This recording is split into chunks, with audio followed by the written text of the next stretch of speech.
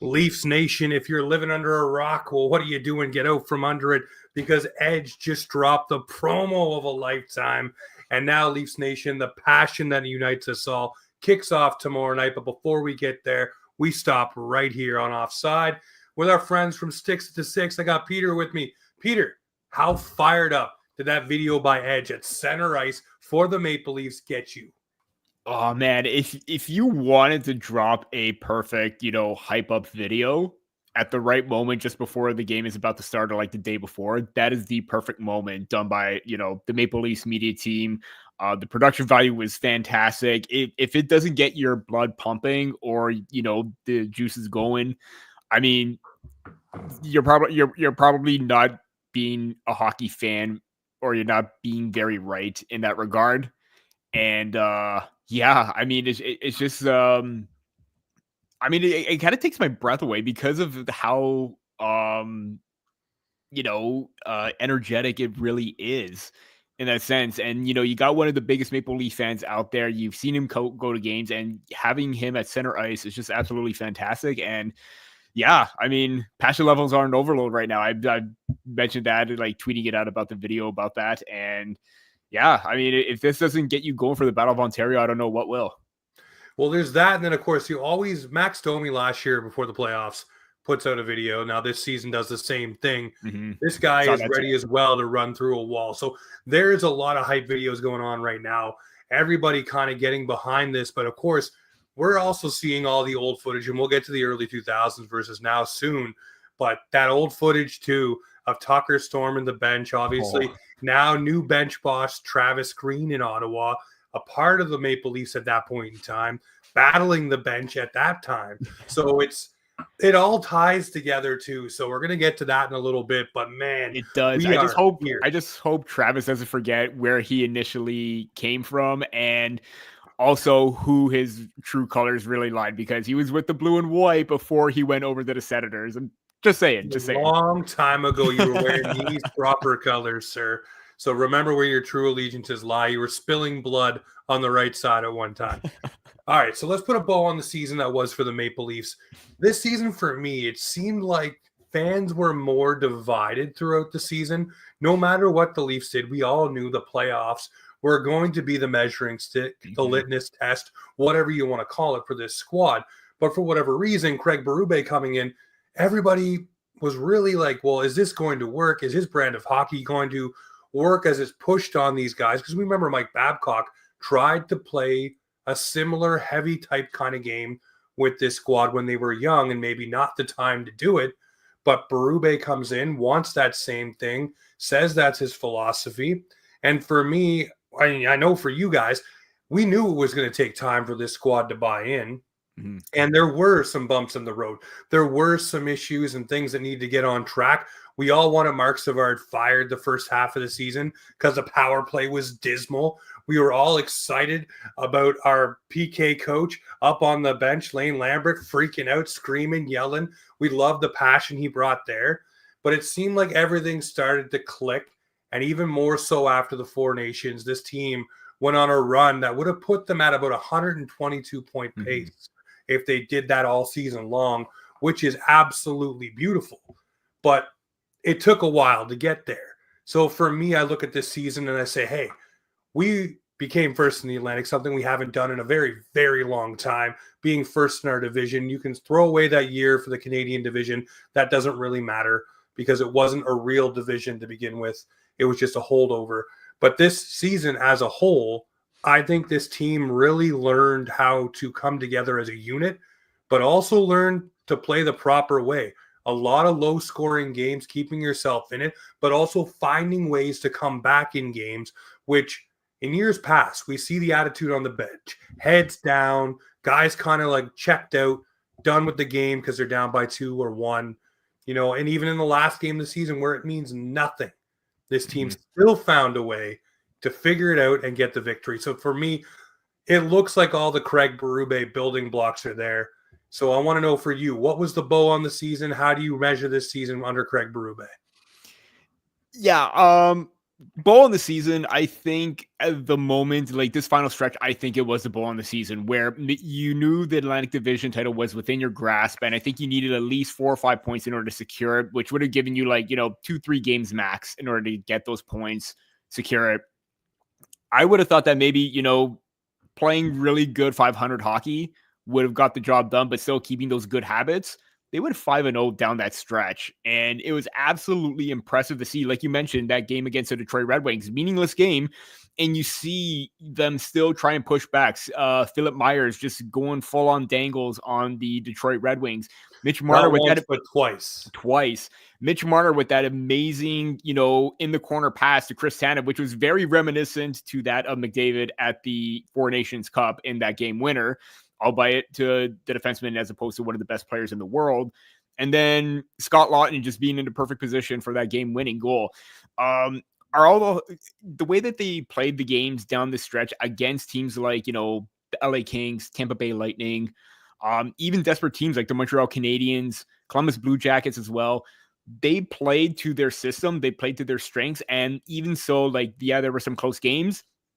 There were moments like in that Blue Jackets game where, the offense clicked. They were getting goals and they didn't have to let their defensive game take a back seat or let their offense take a back seat while having to defend the lead or anything like that. They played at a very even keel pace where both the offense was going, the defense was going. And I think for me, in regards to Craig Berube overall, he set the tone from training camp. And I remember doing a little bit of a preview of what I noticed during the preseason. They were working a lot on, 2-on-1s, 1-on-1 situations where that is going to be the hallmark of every situation or most of the situations in the playoffs where you're going to have those aggressive battles. We're going to see that with the Ottawa Senators very much in those 1-on-1 battles along the boards, in the corners, in front of the net. And it looked like they were buying into that system right away, playing the right way, being aggressive and tenacious within their own right. Obviously, you're not going to see Mitch Marner lay the body as much as that compared to Matthew Knies. Austin Matthews can be a little bit physical, but he's not overly physical. The way that they play to their strengths, to me, was the sticking point from the beginning of the season, even onward. Like you mentioned, there were hiccups along the road. There was a little bit of a stretch where they weren't at their best. Power play wasn't good. PK was great. Now it's kind of reverse where maybe even they weren't scoring. The power play was still looking very good with their movement and their chances and everything like that.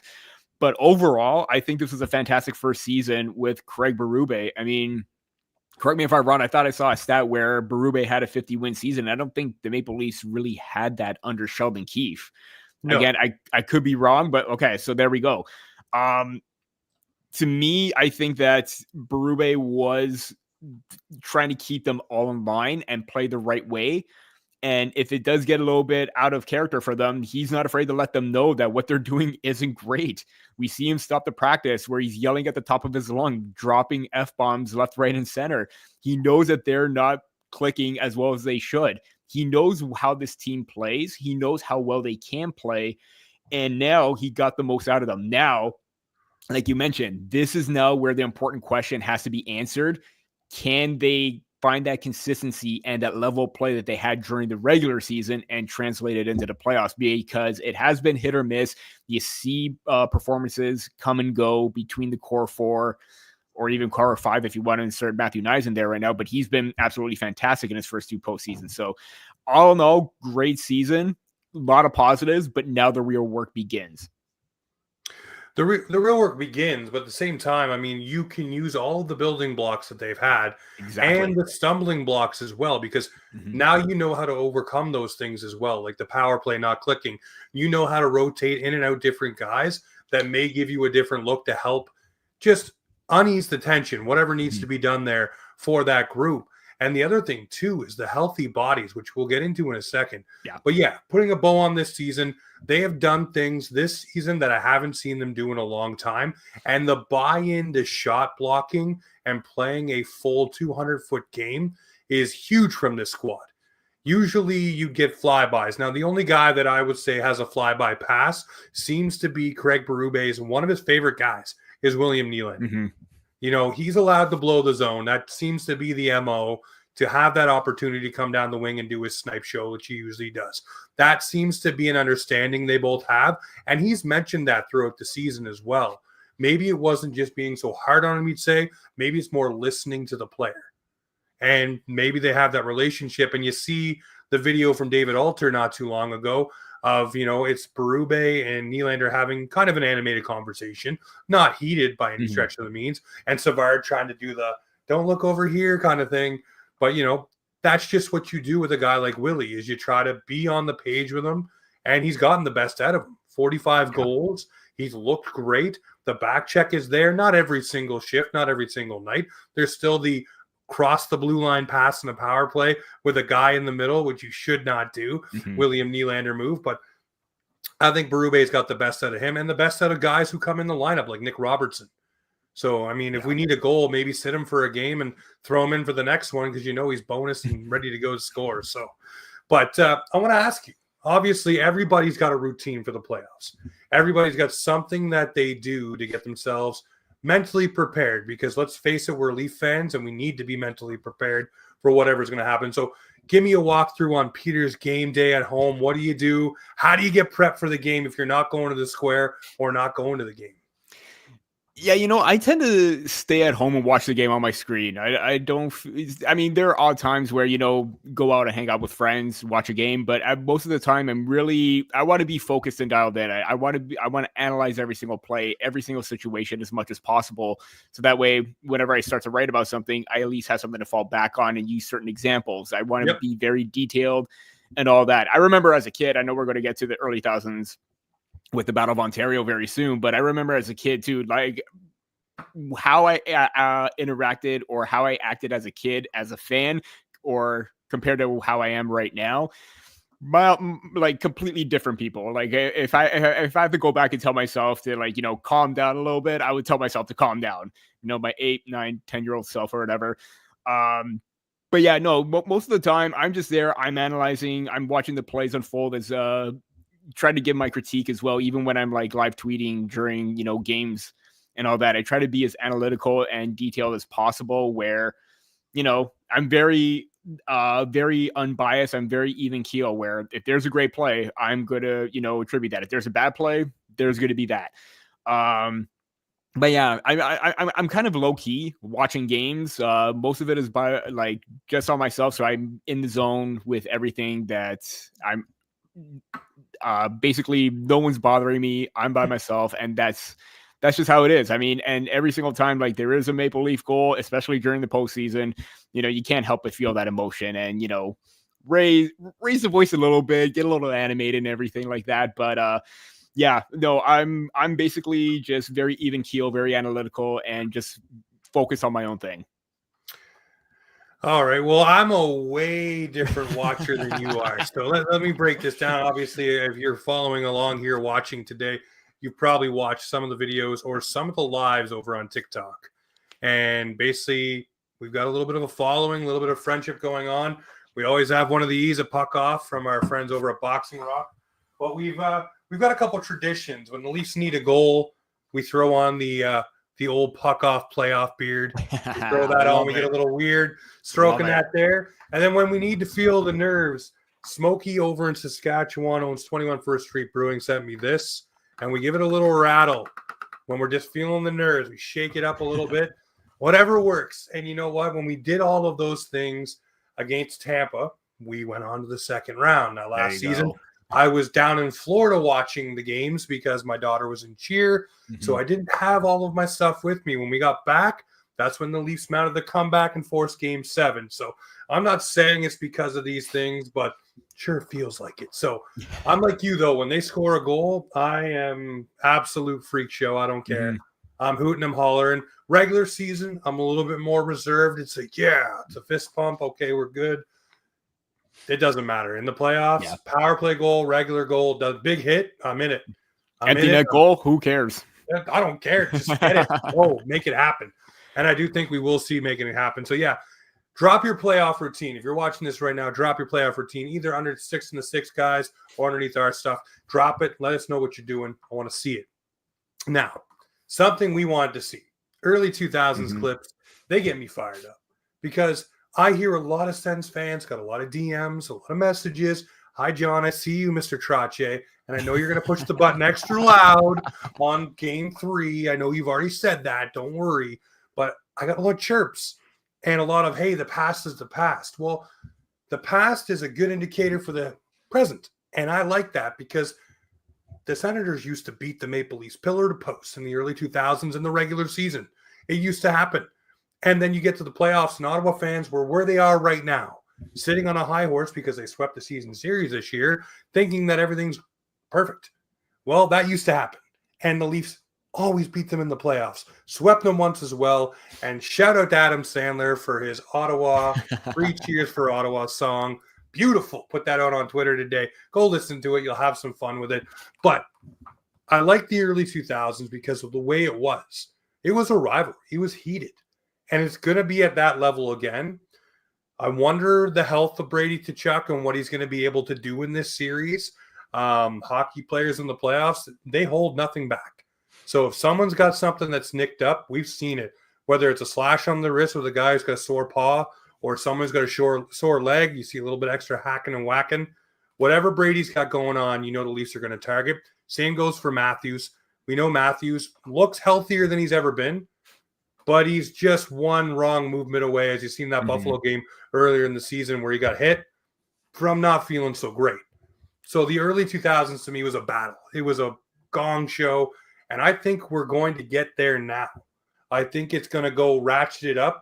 We saw what the Chuck brothers did in the Four Nations Cup to try to set the tone against Canada. Kind of backfired later on, going too hard, too fast, which hopefully Brady brings it down a little bit for the Sens. Or maybe he doesn't for us Leaf fans, and we don't have to deal with them throughout the season or throughout the series here. But for me, there is the ingredients here to have some fun.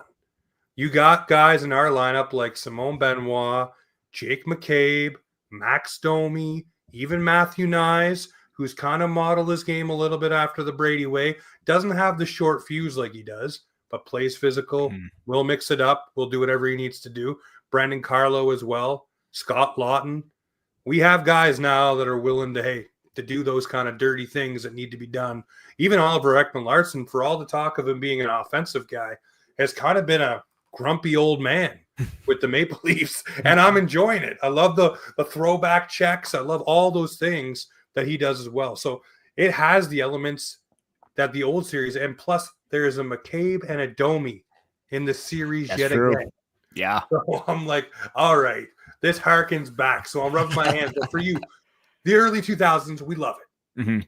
Do you see comparables here? Do you see that this could be a powder keg ready to explode for a great series? I mean, the history is there, like you mentioned. I mean, you know, the Maple Leafs do have the advantage in the postseason, whereas Ottawa Senators had the advantage in the regular season. I believe the first time when they met, I think Ottawa was 1-3-1 against Toronto, and then Toronto went on to win their first series. I will say this I get the passes in the past, and it could lead and, you know, rekindle that. It's definitely going to rekindle that fire. Let's not kid ourselves. But there is a new wave, a new generation of this rivalry forming. Like you mentioned, there was a McCabe, there was a Domi, but there was, you know, Shane Corson, Gary Roberts, Travis Green, as you mentioned. You know, there's even Curtis Joseph losing his cool at certain times. Darcy Tucker.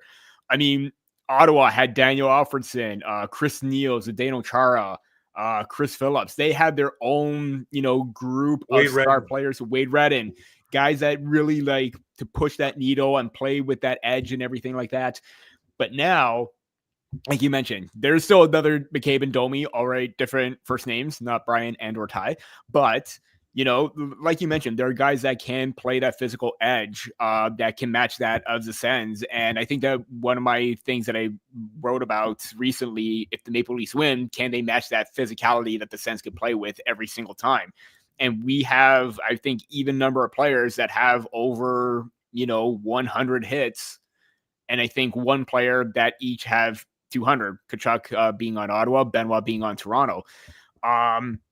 But yeah, I feel like, again, what happened, you know, in 2003, 2004 was the last time that happened, is going to rewrite itself as a new chapter this time around with the new new faces, new generation line of players.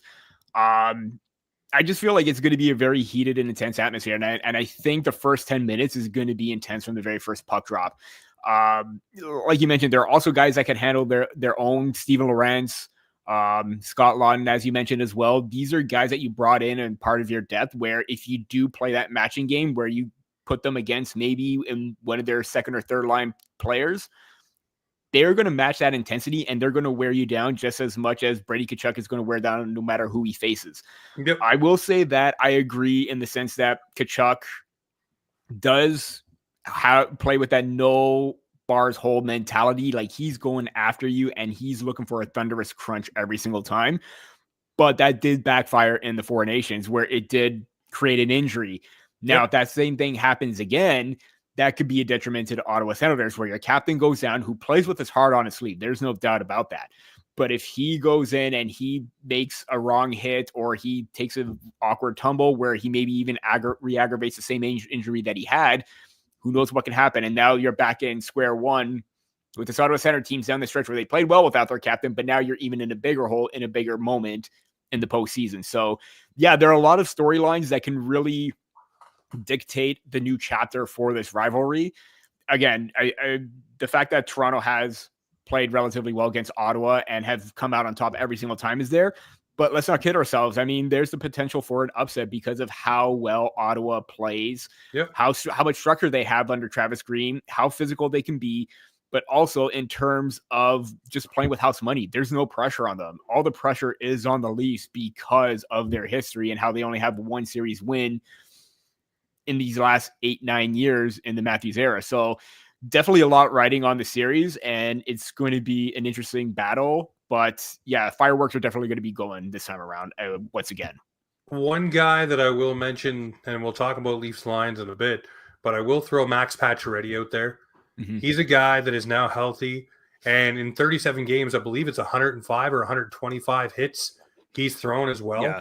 So that number is not lost on anyone. He's a guy who used to be a skilled player, but understood the bottom six role very well and was known this season with the Leafs to throw those big-time thunderous hits along the wall that rattled the glass and really would get a playoff crowd hyped up, but also would draw a reaction from the Ottawa Senators, which is what you are looking for in those moments. So if he can do that and draw a couple penalties his way as well, I think Max Pacioretty has an opportunity to be a bit of an X factor. And it's not lost on Berube. As he said, he wants to reward the lineup that was there, but nothing is set in stone for tomorrow. So we'll see what happens. But we'll talk about the Ottawa Senators here in just a moment. But first, obviously, both of us here, we are with the Hockey Podcast Network, and they have partnered up with DraftKings. You see the promo code there, THPN. The NBA 82-game season is done, and now the fun begins. The NBA playoffs are here, and it's time for high-stakes drama, clutch moments, and jaw-dropping plays. I can't wait. If you're looking to make the playoffs more exciting, DraftKings Sportsbook has you covered as the official sports betting partner of the NBA. Try placing bets on your favorite player's performance. Will they drop 30, 40, or more? It's your call. Here's something special for first-timers. New DraftKings customers bet $5 and get $200 instantly. Make it a playoff run to remember with DraftKings. Download the DraftKings Sportsbook app and use the code THPN. That's THPN. That's the code for THPN new customers to get $200 in bonus bets when you bet just $5. Only at DraftKings. The crown is yours. Gambling problem? Call 800-GAMBLER. In New York, call 877-HOPE-NY or text HOPE-NY 467-369. In Connecticut, help is available for your problem in gambling. Call 888-789-7777 or visit ccp.org. Please play responsible. On behalf of Boot Hill Casino and Resort, Kansas, 21 plus age varies and eligibility by jurisdiction. Void in Ontario. New customers only. Bonus bets expire 168 hours after issuance. For additional terms and responsible gambling resources, see dkng.co/audio. So there you have it. Check out our friends DraftKings. Use the promo code THPN for the NBA playoffs and also for the NHL playoffs, which we are hyping up right now. All right, so the Sens. We'll talk about them just for a moment. Obviously, this team has come a long way. They are the pesky Sens for years is what they were dubbed. And you saw the picture of Brady Tkachuk when he started with the Sens to now. He now is looking like Bane walking through the hallway, just ready to take on the dark knight that is the Toronto Maple Leafs. But this lineup, it is no joke.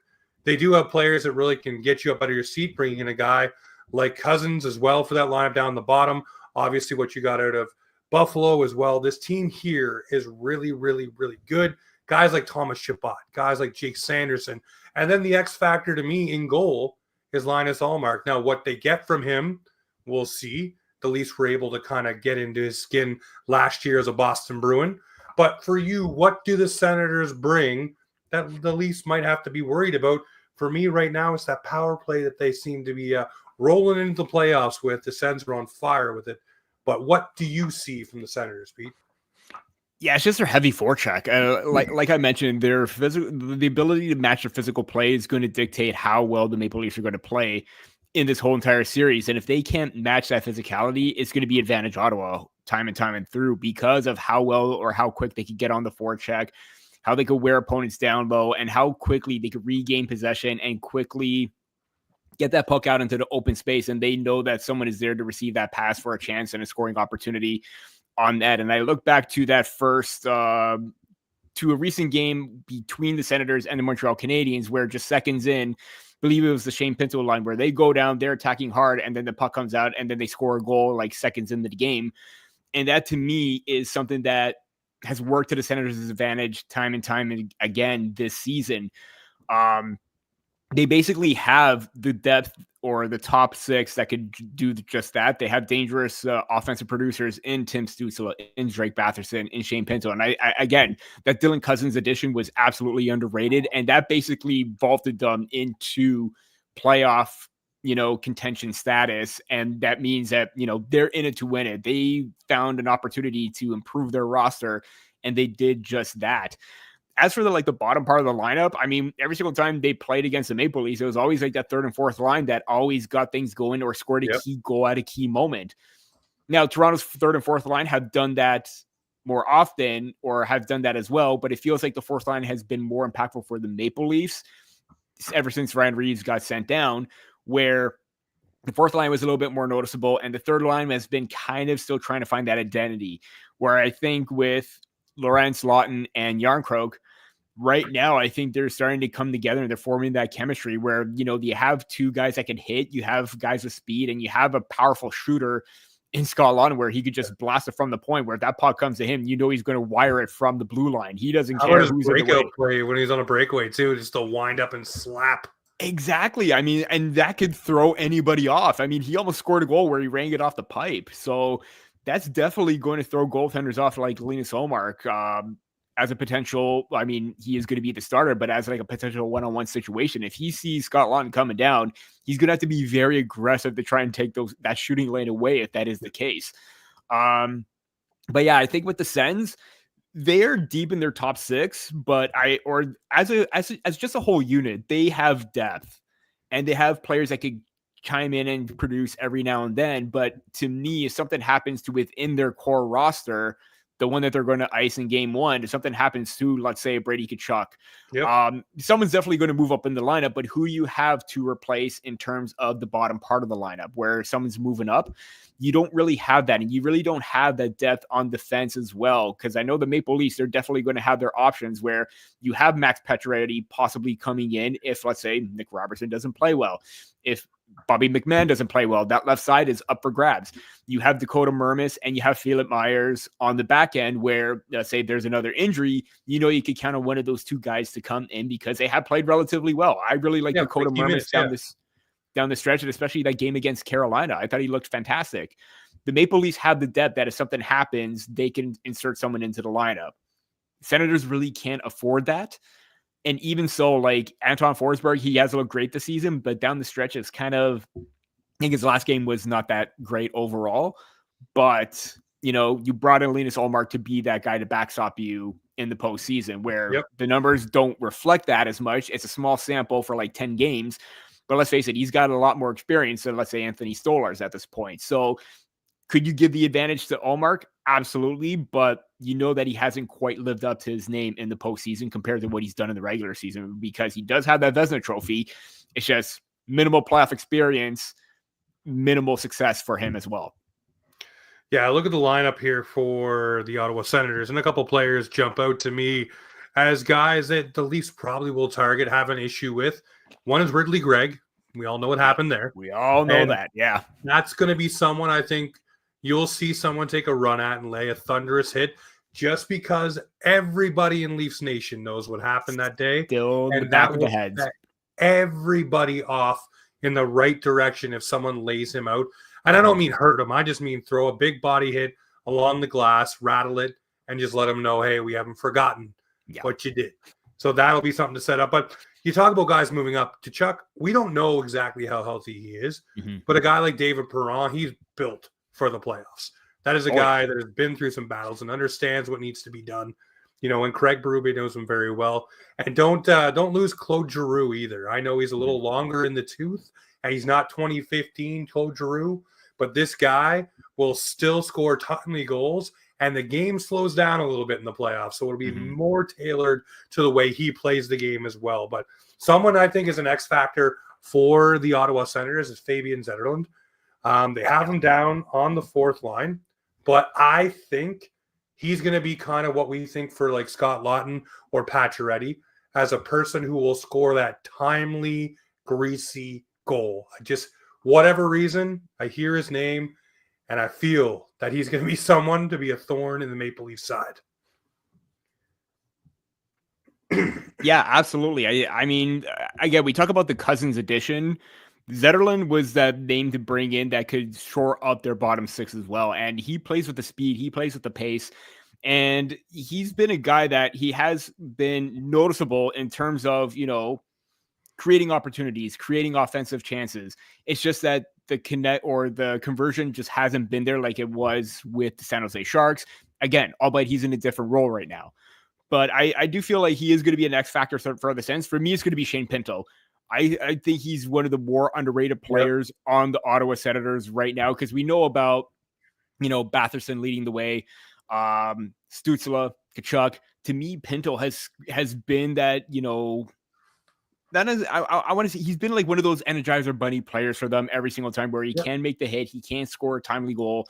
And I think he does, again, kind of like a lot of players on the Sens lineup, he's made for the playoffs where he's going to be very impactful in your face and he's going to, you know, pounce on those opportunities any chance that he can get. And I think he scored a couple of key goals against the Maple Leafs, even one really, you know, 1 in a million chance deflection that bounces off a bunch of bodies and it goes in. And I think it was in that, you know, 2-1 game where it was very, very close, where Toronto had an edge over the Senators, but the Senators just eked out the win because of that goal. So again, in the playoffs, deflections happen, random weird plays happen like that, and the hockey gods could be on a player's side. It was on his, they were on their side for Shane Pinto's goal in the regular season. He could be one of those key players for the Sens going forward and could be scoring a timely goal. Yeah, I could definitely see that. All right, let's put the Sens in a little box here and move them aside because we all know that's what's going to happen in this series, but we'll get to that in a moment. The lines for the Maple Leafs right now, obviously, we know what they are. Craig Berube is saying we're rolling the same lines. One player to me that has come on in the last, I'd say, 10 to 12 games, and I've been a proponent of not having him in the lineup because I don't think his face-off prowess is strong enough, and that's Pontus Holmberg. But this guy, for me, for whatever reason, the last 10 to 12 games, has played with a little bit more grit and edge and attitude to his game. Something you really haven't seen out of him, but the battle for the pucks, not so much just like hitting or anything like that, but just the more able to grind it out and stick with the play, he's really kind of caught my attention with that. And I'm wondering if you're seeing the same thing or if I'm just maybe putting rose-colored glasses on a guy just because he's plugged into this lineup. But for me, it looks like he's actually starting to understand, hey, I'm going to be a bottom six guy. To stay in the lineup, this is what I need to do. No, absolutely. And similar to Nick Robertson, I think Holmberg was one of those players that Berube really liked. He just hasn't quite found his game at this current level. I mean, he's still young. He only came over like about a couple seasons ago, so he was still getting his feet wet early on. But right now, there's the potential of him being a potential important factor on that third line. I believe he was centering McMahon and Robertson. So obviously you've got So you got the speed game of McMahon and Robertson, where maybe Holmberg lacks that, aspect to his game, but he does have the smarts and awareness, and he can be aggressive and tenacious on the forecheck. I do feel that no matter what happens with David Kampf at this point, you're probably looking at Kampf still being on the fourth line, but at the same time, if Holmberg is playing well further up in the lineup and Kampf isn't, and Scott Laughton is locking down the 4C spot, he's on the outside looking in, and a player that's going to have a hard time coming in, because down this stretch, this current lineup that's penciled in right now at the moment is what's likely going to happen in games 1 and 2, unless something happens, injury, player doesn't play well, someone else is coming in the lineup, because that's playoff hockey. I do think that Holmberg has solidified himself as a potential important cog for this team. Again, he may not put up the points, but that physical play, that intensity, that drive, that determination, that's what's going to separate players from, even if you're not producing, it's still going to separate you from being in the press box, watching down at a key moment in it, or watching down from like game 1, game 2, or whatever, and being on the ice and making your presence felt. And I think he's made his presence felt, and he's going to do whatever he can to stay in the lineup and not be taken out.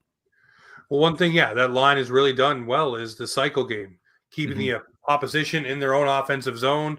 So that way you can just do what you need to do, then allowing the big boys to come on with a tired line on the ice, change out, get it done, and score some timely goals. That's one thing that line's really done well. Same with the fourth line with Lorentz and Laughton and whoever you want to plug into the other side, whether it's Jaron Croak, doesn't matter. But I can definitely see, again, with Patch Reddy getting an opportunity throughout this as well. And they got guys that they'll cycle in and cycle out. And maybe someone's not going one night, you swap it in, swap it out. But that's the luxury the Leafs have had this season. Now with the playoffs here, you might even see a Ryan Reeves for one game if they're up so much in the series and they just know that Ottawa might just be taking some liberties. Who do you put out there but the sheriff himself, just to make sure nothing really bad happens, but he's up with the team again for a reason. He's not just there just to be a guy on the ice. So there may be some play there as well. But I look at one thing for the Maple Leafs different from seasons past, and it's the ability to block shots, whether it's a forward, whether it's a player down below. And do not discount for a second a guy like Brandon Carlo. His stick, they call him a vacuum right now because he just sucks in the play, which is great. But Chris Tanev is really going to earn his contract here in the playoffs. And I really, really love the fact that we have him on our side, blocking those shots, getting in key lanes, and not being afraid to do so. And for whatever reason, he blocks shots that other guys, they're gone for months. He blocks it, goes down the tunnel, comes back, bites down on whatever he needs to bite, and gets back on the ice. So this decor for me is a lot different than what we're used to. And it can move the puck, but at the same time, it stops the play as well. So I love that. That is going to be an X factor for the Leafs. Not only that, but Anthony Stolarz, 8-0 in his last games, shutouts as well. This guy's confidence is booming at the right time. You have Wool as the guy that we know is going to be the heir apparent for the Maple Leaf net eventually. But right now, Stolarz seems to have found that groove. And he's a guy that I would say I'm very comfortable with going into game 1 and riding that wave through the playoffs, maybe until he falters. But it really feels like we have a Boston kind of 1A, 1B thing where, hey, if one guy's not so hot, just put the other guy in and we're good. Yeah, and the one thing that you do want going into the postseason is your goalie to be hot and on top of his game. And Stolarz is doing exactly that. But on the flip side of things, we talk about the inexperience that he had as a potential starter coming into this season, where the workload was not as heavy for Stolarz. This is the season where he had like the heaviest workload, even last season with Florida. I feel like this time around, he feels a little bit more confident going in. There's no doubt about that. But we talk again, like I mentioned, the inexperience in the regular season as a starter. He only has one game, and I believe he only came into relief during the Stanley Cup run last year. Yeah. So we talk about Ullmark having a small sample in the playoffs, not getting good results. Stolarz really doesn't have any results to go off of in that essence. So, but if you're the Maple Leafs, you have to feel confident about him as your starter going in because of the fact that he is cool, calm, collective. He's very open with his communication on the ice where he's directing players what he wants to do. and everyone is listening to him. And if they're not, he's making his voice known on the ice that you got to get into position and do what you need to do kind of thing. So I do feel very confident that Stolarz is going to be the number one starter. I just can't see the fact that if he does have one bad game that you have to go back to Wall, because then you're going into that Boston situation last year and the season before where you do rotate back and forth between Swayman and Olmark, and that could create a little bit of uncertainty and confidence in the goaltender. I think you just need to ride Stolarz till the very end, unless there is one game where you feel like Joseph Woll can bounce back and get in, but you just got to ride one goalie from start to finish. And I think Stoli has to be that guy because of how well he's played down the stretch. Again, he's had 3 shutouts during this final stretch. That's absolutely impressive. So overall, his sample size is very small in terms of postseason play record, what have you. But you have to feel confident about his play going in. There's no doubt about that. And I do agree that Wall could be, the heir apparent at some point. But if Stolarz does get them 1 round, 2, maybe 3, I think you're looking at a situation where you want to keep him in the fold as long as possible because he's kind of been that, one of the MVPs of the season for the Maple Leafs so far when he's healthy. Yep. So I think that this is his net. This is his opportunity. And I think, again, a big X factor is going to be the goalie battle, because if he can outperform Linus Ullmark, advantage Toronto, because he does take up a lot of the net. And I just want to chime in a little bit about the defense as well. Last season, there was no way on paper that defense was good. I mean, you had Ilya Lyubushkin on the top pairing with Morgan Rielly. You had Joel Edmondson, good, but not great overall. And now you got that depth. You got that steady shutdown tandem with McCabe and Tanev that, both players have been phenomenal. They've been their best defensive pairing all season. Yep. Simon Benoit has had his struggles, but there are moments in a game where he does make his presence felt, where he's, jumping up into the play, making a big time hit. OEL, again, fantastic addition as well on that left side. So you have the depth, you have players that can lay everything out on the line. You have that transitional game, you have the breakout game. And again, the way that Brandon Carlo has fit in well with Morgan Rielly, that's just the perfect balance. And we've been trying to find that perfect balance ever since Luke Shen left. So to me, he's a little bit more of a younger, still mobile, still very, I can't find the word for that, but he's very steady, very capable. There we go. That was probably the one word that was eluding me. Steady, capable defender that can really shut things down and really transition the play going forward as well. So, I feel like the defense is going to be a big X factor, but then again, with Stolarz in net, he has to feel confident of who's in front of him, because if this was the same defensive pairing last year, he would have a bit of a increased workload and facing a lot of rubber, because that will definitely be the case. Well, look at this defense core, just to touch on it one last time before we go on to our predictions for the postseason here. You look at who's left. McCabe and Rielly when they went on to the second round against Tampa. Benoit came on last year. You got Tanev, OEL, and Brandon Carlo within the last 2 seasons. Last year, they didn't do well. But this season, it's a completely revamped team. Like you said, you can't stress enough finding the right partner for Rielly. And maybe Rielly has a little bit of a God mode playoffs like he did 2 years ago, where he went off and everybody was like, who was this guy? Where has this guy been? Because if you have the right guy for Rielly to freewheel, maybe it gives him a little bit of an opportunity in the playoffs again to do what he did. Yeah. But we will see what happens here. We're going to leave the Leafs and Sens to last on this one, but we're going to run through the series. Just a quick, how many games, who wins it? So I'll let you kick it off. We'll start over in the East first. Who do you have with the Habs and the Caps? I have Washington in 7, but kind of like Ottawa possibly pushing for an upset. I would not count Montreal out because of the run that they went on. They may not have the veteran presence, but they do have the players capable of pushing back and, creating that upset. So it's going to be a very close series, I think, more so than many people think. So that's why I have Washington in 7, just giving them that little bit of an edge. I got the Habs in 6. And the reason why is they've been playing pretty much playoff hockey Yeah. for the last little bit. Their metal is sharpened. They're ready to go. Washington's kind of been sputtering a little bit. Mm-hmm. They've been leaky for goals. So it leads me to believe that maybe Montreal gets them at the right time and is able to use that youthful exuberance of making the playoffs for the first time in a little bit to use that energy. And maybe we see the changing of the Russian guard as Demidov tops Ovechkin in this series, but we'll see. All right, Lightning Panthers, all eyes on this one. Who do you have?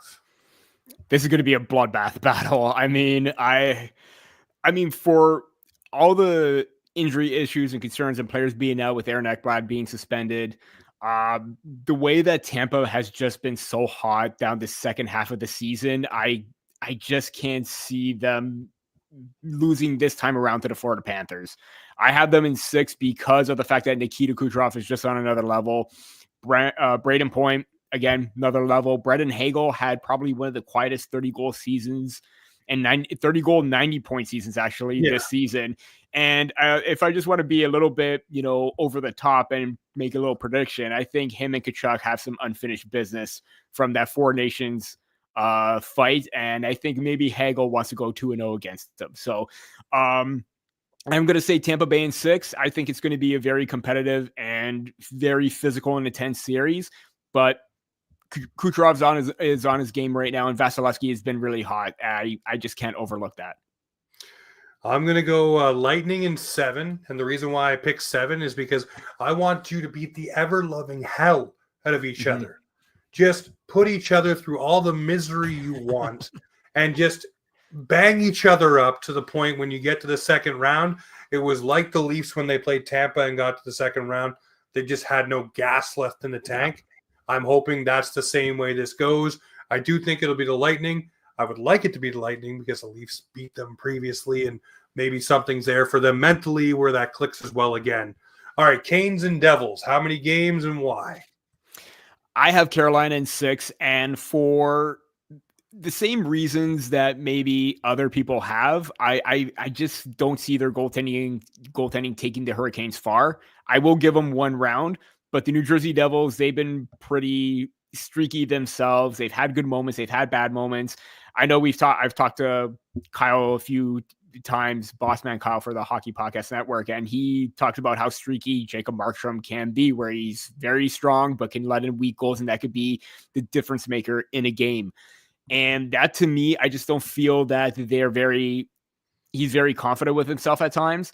I know they're out Jack Hughes. I know Dougie Hamilton's coming back, but I think that Carolina has that little edge ahead of them because of the fact that they just, I just feel like they have that intensity, and Rod Brind'Amour is going to instill it in them that, you haven't been well as of late. You just want to take your game another step further. So it's unfortunate for Sheldon Keefe to be out in the first round again with a new team, but I just can't overlook what Carolina has done to this point. Listen, we all love Sheldon Keefe as a person, but I do believe the Hurricanes take this in 6. Again, I'm with you on the goaltending for the Hurricanes. I don't think it'll hold up very long, but I do think that they have enough in the tank to beat the New Jersey Devils. That's something I think is just going to happen. For me, I've watched a bunch of Devils games.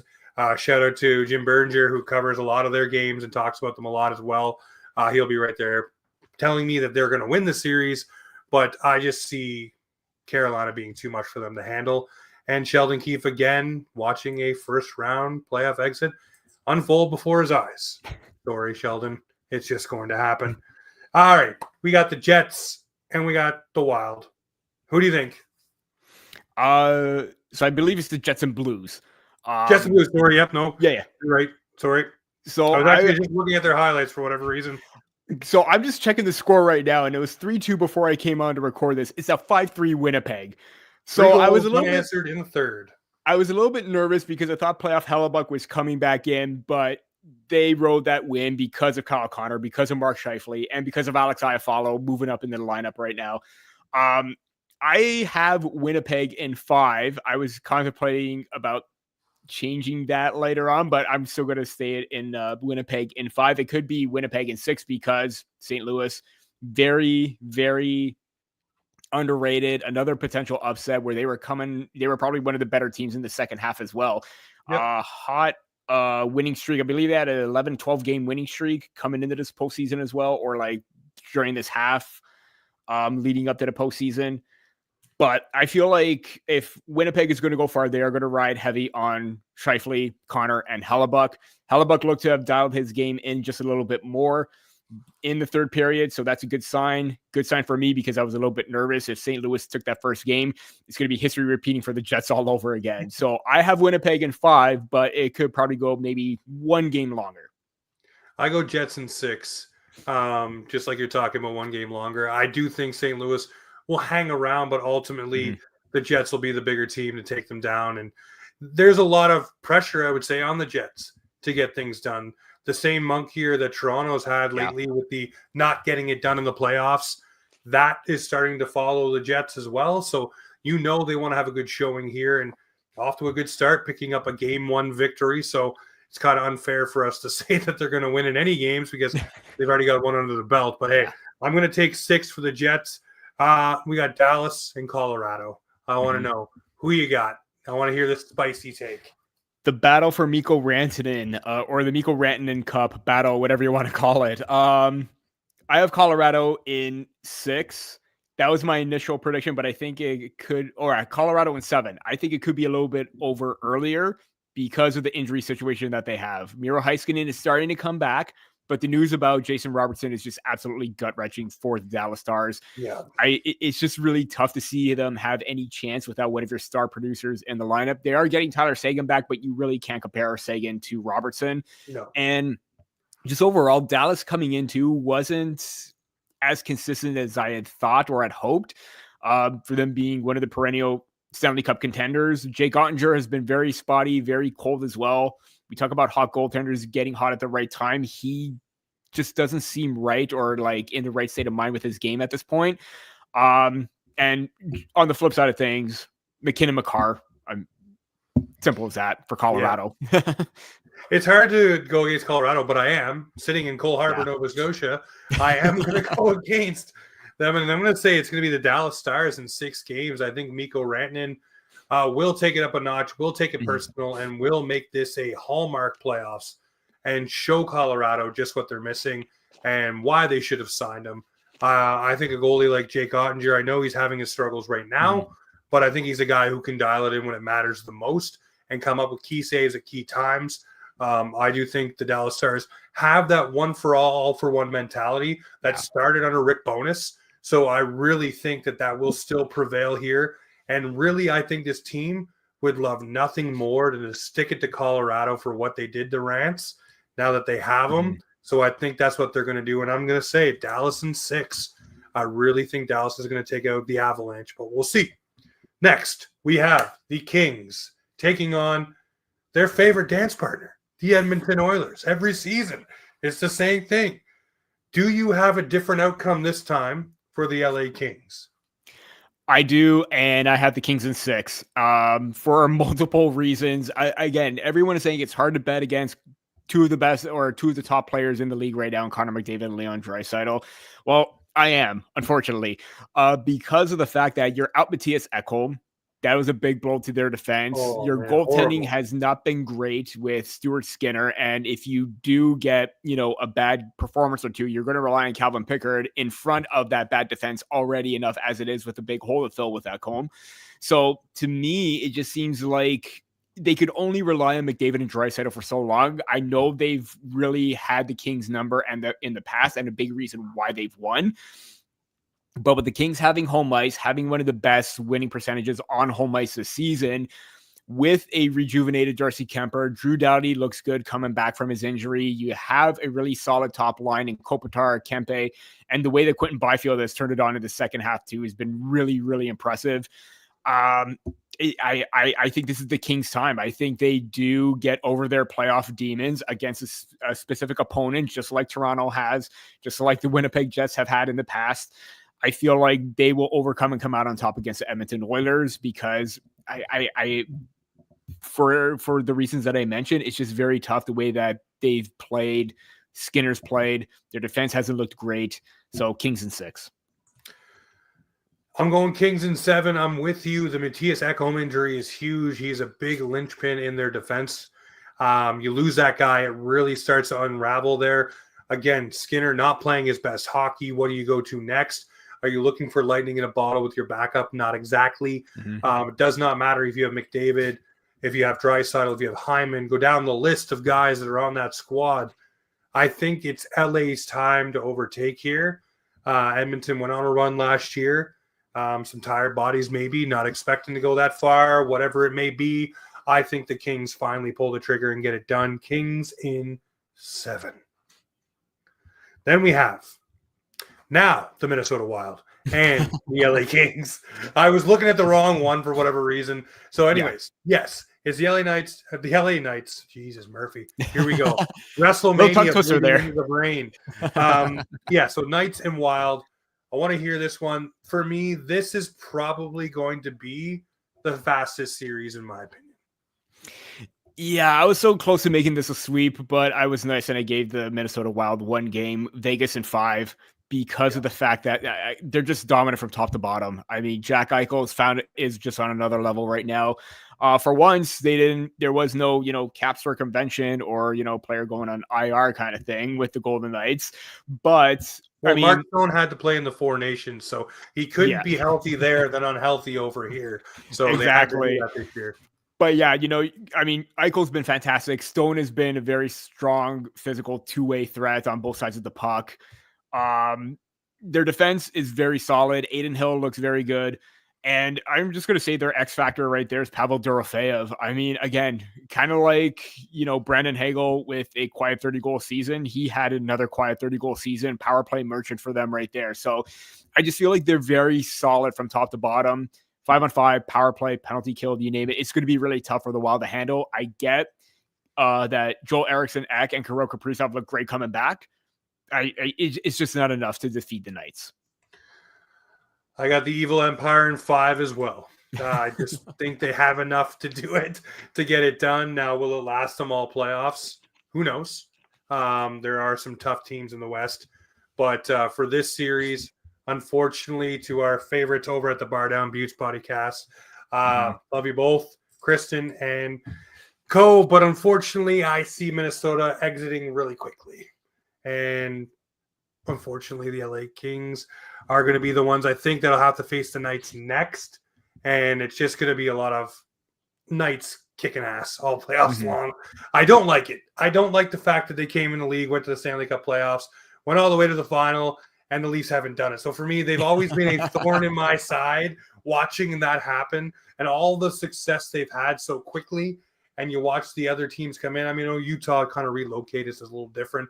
But then you look at Seattle and you're like, well, why didn't that happen again? Obviously, teams learned what they needed to get done. But yeah, the Knights for me are always going to be a thorn in my side. But let's do the best playoff series. It's the Leafs. It's the Sens. What do you got? I mean, for as much as everybody wants to see a 7-game series, I'm going to try and avoid that because we know how painful Game 7s are for the Maple Leafs during this current era. Although I think if they do go to Game 7, I think they're better equipped enough to handle those. Don't even say that. Don't even put it in the universe that there's a Game 7 that could happen. No, probably shouldn't. But I will say this, with this current personnel, with this lineup, I will say this is the most balanced defensive unit that can play well in the playoffs. And I'm going to say Maple Leafs in 6. Because of the fact that I think if they do get to that 5th game and they're up, I think they're going to be very hungry. I think they're going to take advantage of the fact that it has happened in the past before, where I think they want to end it as soon as possible. I mean, in Game 6 against Tampa Bay, they ended it as soon as possible because I think if that went to Game 7, I don't want to put that into the universe like you just said, but who knows what could have happened then. Yeah. They went to Game 7 against Montreal in that bubble where they could have ended it in Game 5 where they were up 3-1. I think this team has the personnel and the mindset to do it now and end the series when they should with Craig Berube. There's a buy-in from the star players right now. John Tavares is on another level. Matthew Nyes is playing playoff hockey throughout the whole entire season, basically. So he's been looking for this moment right now. But yeah, I say Leafs in 6, and I'm just happy that the Battle of Ontario is back. Fired up for the Battle of Ontario. Cannot wait till tomorrow night. Hockey night in Canada. Bright lights.